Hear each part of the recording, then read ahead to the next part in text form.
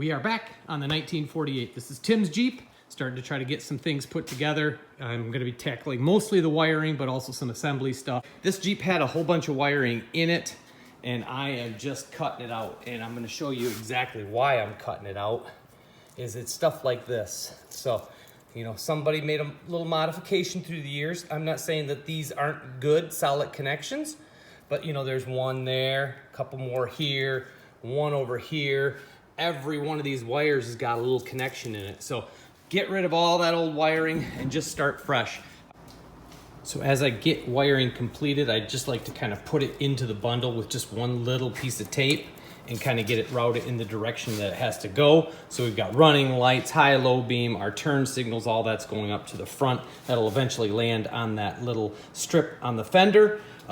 These are brake lines, or brake lights, and then some of my rear turn signals. But I wanted to show you this. So I have used all different kind of stuff to put the harness together. Sometimes I have used a little bit of this. I put that in there just because it's down near the frame and I didn't want it to chafe. But usually I don't really like to use that type of like wire loom. And so in the past I've been using some of this, which is just hockey tape. It's that kind of a little bit of a cloth, and it works pretty good. I like it. I like the way it looks because it kind of has the old look of an old wiring harness, which the Jeep would have with some of the cloth. But then I just recently got some of this, and so far I like it. It's a little bit thinner. It's not quite as fabric-y, although it has a fabric look to it. I don't know if you can see that. There you go. But it's not quite as like a soft fabric as this stuff is, as the hockey tape, because this hockey tape, it gets kind of wet and it holds the moisture in the mud. It's kind of hard to clean off. So I have been using this now a little bit, and so far I gotta say I like it. Like I said, I'll throw a link in the description. I think I got some of this from Amazon. So just a little tip, you got these grommets that go through the firewall. Get yourself one of these spud wrenches.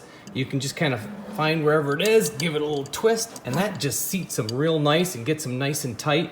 And that way you're not fighting them and they're not bouncing around. So they end up just going in real good. So under the hood, I'll show you. Basically, I brought almost all my wires on this side of the engine out here. And this is one bad wiring setup. The wiring is actually pinched between the coil and the block. And so we're gonna go ahead and actually get rid of all that wiring as well. We'll keep all of ours kind of high, bring it over, probably land it on the fenders. One thing, it makes doing all the wiring a whole lot easier if you can leave the fenders off and the grill as long as you can. The rest of the wiring, once you get up to this point, is all pretty, I'll say pretty easy, because it's just headlights and running lights, tail lights. So anyway, just a hint, works for me. Some other things that now have to be modified. The gas tank strap, none of the brackets were welded into this tub, so it should have a bracket right there. Those brackets weren't there, and so I'm gonna modify that just a little bit so we can make that work without going back now and trying to do welding on this tub. So made a little modified bracket to hold the tank down on that side so I can use a factory strap. And then the same over here, just went down through the bottom with a little one that also catches. And then again, this is the factory one. So let's get the tank dropped in. And before you put your tank in, just put a little bit of grease on that inside and it will push right through much easier. But if you look right there, the hole's not drilled in the right place. This one's way over on the edge and rubbing here, even with my spacers under the tank. So now I have to come in here and to remedy the hole problem, we're gonna use our knockout punch set. So this is usually for like punching holes in electrical boxes, but I find they work real nice for this. So just picked the appropriate size, and then see right there, that's basically the size hole. So what I'll do is I'll move it over, make it kind of an oval, and that way I'll get all of it. So we'll put that in there and pop. All right, it didn't work. It was not quite enough, so I went up to the next hole size and took out that little chunk right there. So now it's kind of a weird shape, but at least it's gonna hit and I can get my fuel line in without any problems. Now though, I have to go back through, clean this up, and put a little paint on here so that this thing doesn't all rust out. All right, our fuel tank is in. Looks pretty legit. We've got the sending unit hooked up. See, we've got the back bracket on and in place. And then this little guy right there, that looks pretty good. It's definitely holding. It's got a lot of pressure on it, so that's not going anywhere. Moving on. I decided to go ahead and pop the lines apart and just take a quick look. That one, we're gonna call that no good and cut it off. We'll get that redone. We'll shorten this line up. Real nice fittings though. All right, so our fuel pump, we were not getting any fuel. Checked everything, brand new fuel pump. But this is a straight 6 engine. The cam is way up there. This one, maybe you can see it's way down. I think this is for like a Cj2a. So luckily, by a total stroke of who knows what, I have the right one for this engine. If you look at how that one is, see how much higher it is? So now this one goes in and I have to push it up on the cam. So I know that the cam is interacting with that. So it's actually rubbing right there. So switch out the fuel pump. I have to rotate this one for the suction. But other than that, this one goes away. This one's going on. Fuel pump is back on. We just made sure we had fuel up to the carburetor. So I went ahead and poured gas into the little vent to hopefully get some into the bowl. And now let's see if it'll start.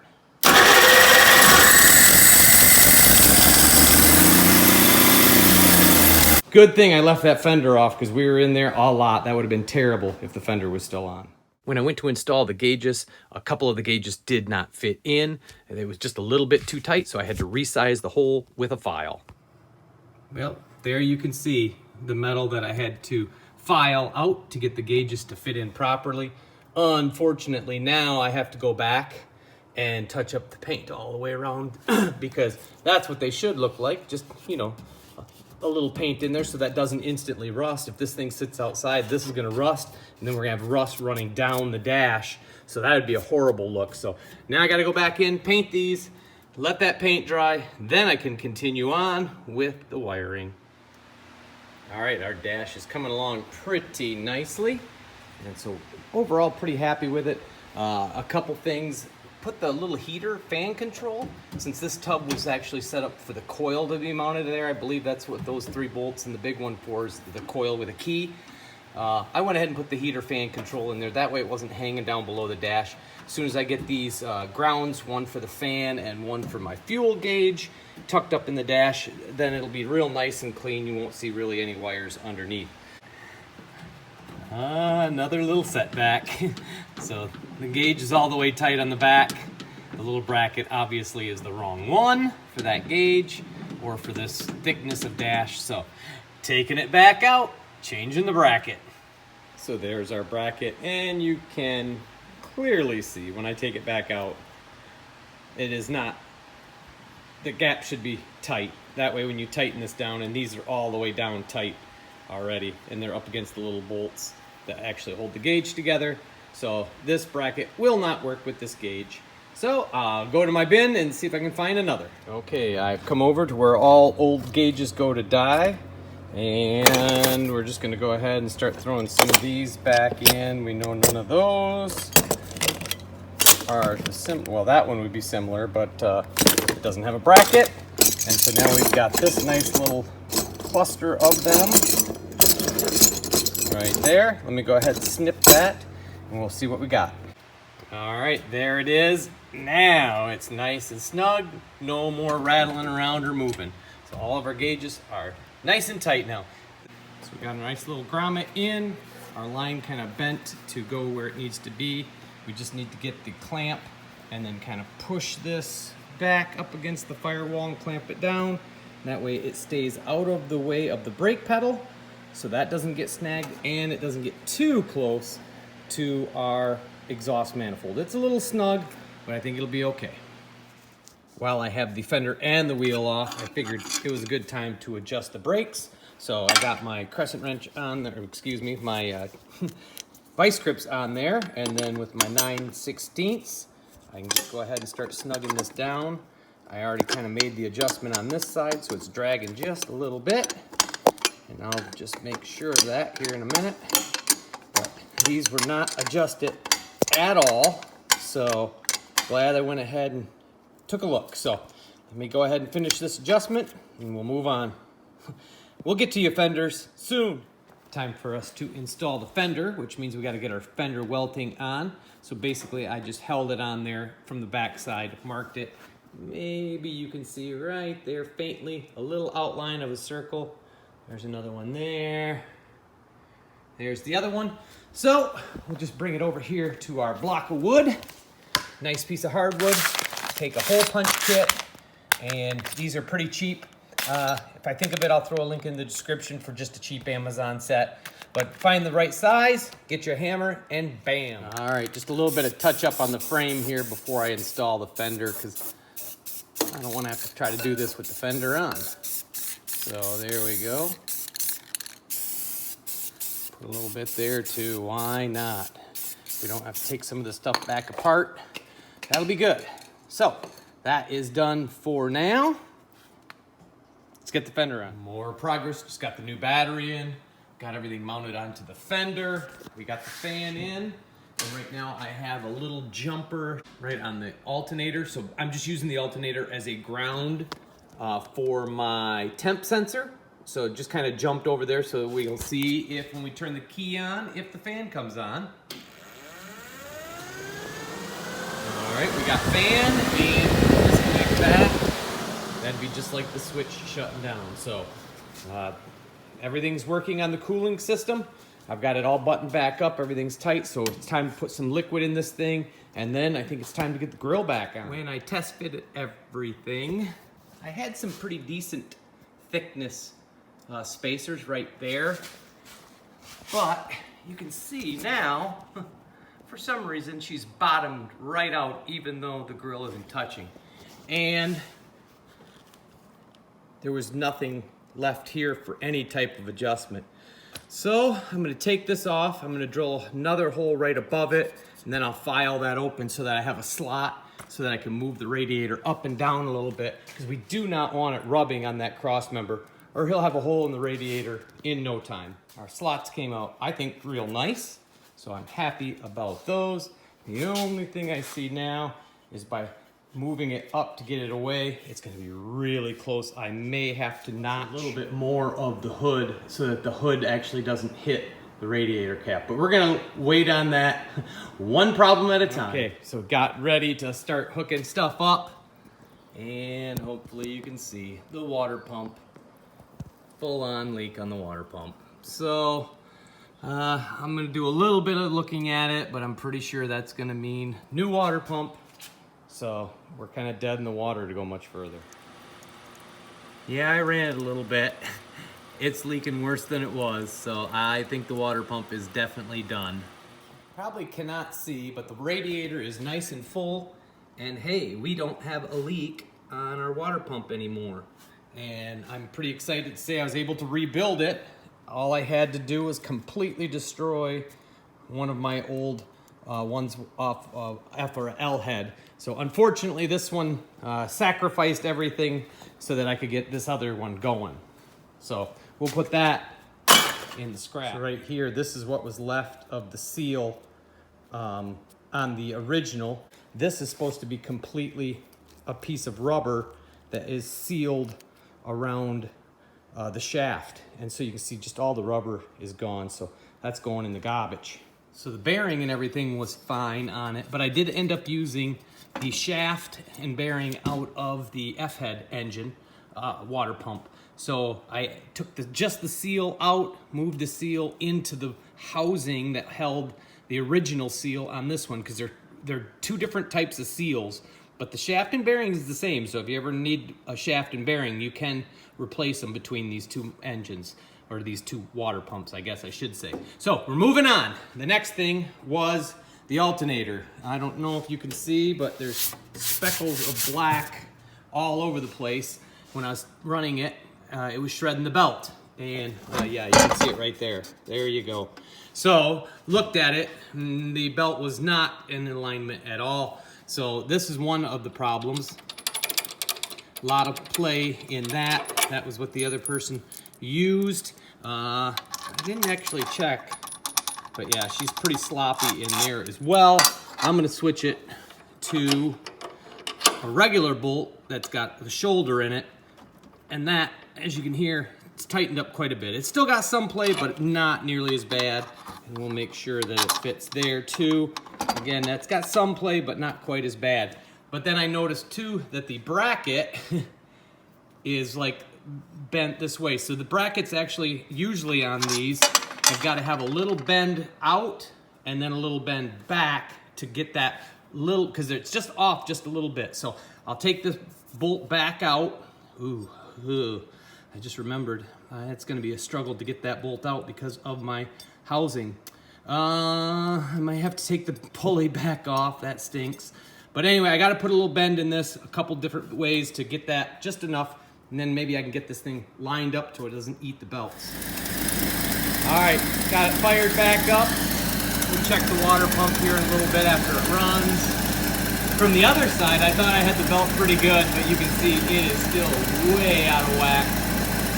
That bracket underneath is completely wrong, so I have to take all that apart to get that alternator moved forward.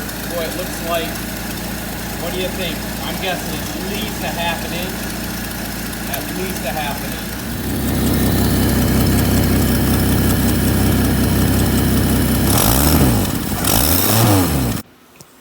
Well, that's not any good. So the stud, the very last stud on the exhaust manifold side is leaking water. So that goes into the water jacket, and I'm guessing that it didn't get enough thread sealant on it to actually seal it up. So before we button up this fender, I guess it's time to try to fix that. Yeah, you can see there it's leaking water pretty good. It's the only spot that I can see that it's coming from is that bolt. So I'm gonna go ahead and try to pull that out without taking everything off. If I can double nut it, maybe I can back it out. It'll drain water all over the place. I'll put some sealant on it, put it back in, and we'll see if that's the issue. I just started to take pressure off the nut. She's already pouring out. So, ooh, it's a little warm too. Ouch, ouch, ouch. But the stud came out, so at least it feels like it's coming out. The stud is partially out.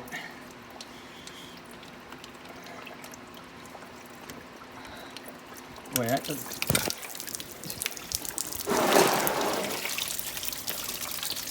Man, I'm glad I just put water in this thing. All right, it seems like it is done draining out of that hole. So I'm just using it's a Loctite brand. I think it's 567. It's just a thread sealing compound. We used to use it at the power plant when I worked there years ago and always had good luck with it. So that's what I'm trying. I put quite a bit on, so it'll probably burn some of that off, but I got it double nutted. I'll run it in and get that thing tight, back those off. We'll retorque that end of the exhaust manifold and see if it leaks.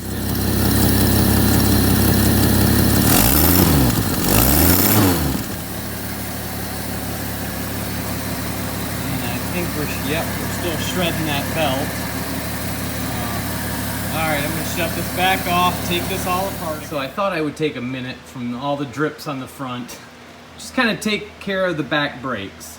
So it came to me with just 2 studs in the hub, and the hub is basically was just sitting on there. I put my puller on it and I tightened it by hand and pop, it came off. I was like, all right, that's great, that's wonderful.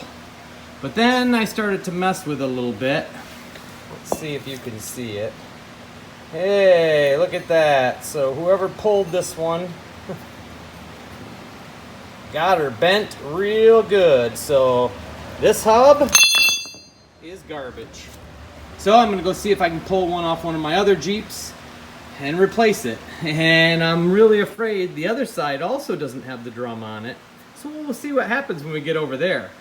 But one at a time, this one first. All right, well, you remember the rack I built for holding all my axles.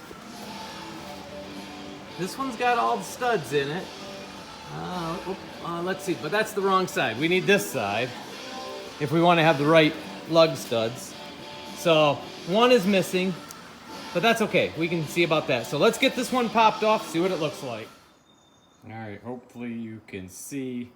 Oh yeah, there you go. You can see it for sure. If I keep it steady, you can see how bent that one is. So this was the hub that was on it. Junk, that goes in the scrap pile. I did have a decent one that was in good enough shape. The only problem it does not have is it's not pre-drilled for the little holding screws that hold it on. So I'm not super happy with that, but it's gonna work.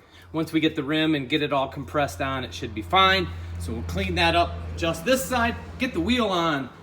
Whoo, we're getting there. All right, so I'm putting on the hood welting, and I thought I'd show you how I try to get it pretty tight. So I get it in there. Once I get my little end in right there, you can see. Then what I normally do, I don't know if I can do all this with you guys. I take a screwdriver and just kind of start it.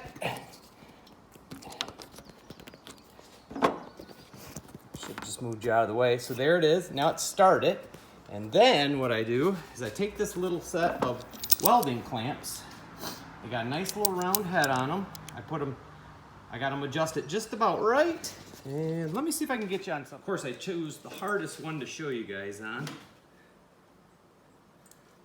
So to get it turned just right, just take that little clamp. All right, let me bring you in so you can see it. All right, there you can see. It's nice and flattened out. The one above it, same way. So that'll keep it nice and tight all the way down. Keep going, get the other outside finished. So I put the battery in, and the battery tray was kind of wobbly. So I started looking at it. Oh boy. One little weld back there.